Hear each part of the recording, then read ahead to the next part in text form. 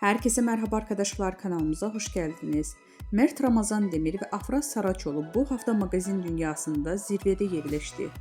Ünlü oyuncular Mert Ramazan Demir ve Afra Saraçoğlu bu hafta sosyal medyada magazin dünyasının en çok konuşulan isimleri oldu.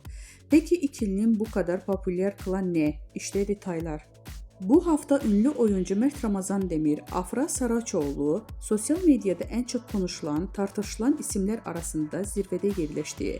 Hem kariyerlerinde hem de özel yaşamlarında dikkat çeken gelişmeler yaşayan Demir ve Saraçoğlu takipçiler ve magazin dünyasında merak içinde bırakmaya devam ediyor.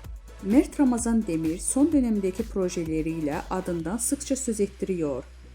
Genç oyuncu son olarak bir dizi projesinde başrollerini oynayarak büyük bir çıkış yakaladı.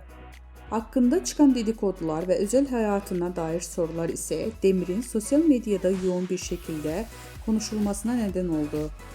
Öyle ki Demir'in hem sahnede performansı hem de gizemli özel hayatı hayranları tarafından büyük bir ilgiyle takip ediliyor.